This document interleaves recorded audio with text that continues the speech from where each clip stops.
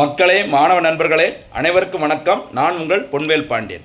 இந்த பதிவில் நம்ம பார்க்க போகிறது இந்தியாவில் மீண்டும் சிவிங்கி புலிகள், அதாவது இந்த சீட்டா அப்படின்னு சொல்கிற அந்த சிவிங்கி புலி இனங்களானது கிட்டத்தட்ட ஒரு 70 ஆண்டுகளுக்கு முன்பாக இந்தியாவில் முற்றிலும் அழிந்து விட்டதாக அறிவிக்கப்பட்டது.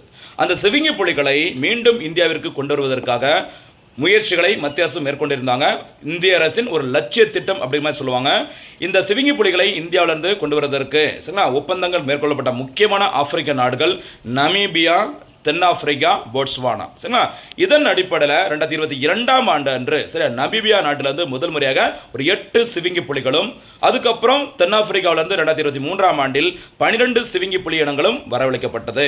அதில் ஒரு சில சிவிங்கி புலிகள் ஓகேவா நம்மளோட கிளைமேட்டை செட் ஆகாம, ஃபுட்டு செட் ஆகாம உயிரிழந்திருந்தாலும் சரி, அந்த காமினி அப்படிங்கிற சிவிங்கி புலி கிட்டத்தட்ட ஒரு 4 குட்டியை போட்டுச்சு. இப்படி அந்த குட்டிகள் சரியா மற்ற சிவிங்கி புலிகளும் குட்டி போட்டதுனால அதோட எண்ணிக்கைகள் மீண்டும் அதிகரிக்க தொடங்கியது.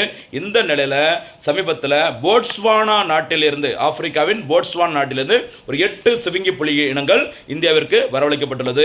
இதன் மூலம் சிவிங்கி புலிகளின் எண்ணிக்கை 47ஆக அதிகரித்துள்ளது. சரிங்களா?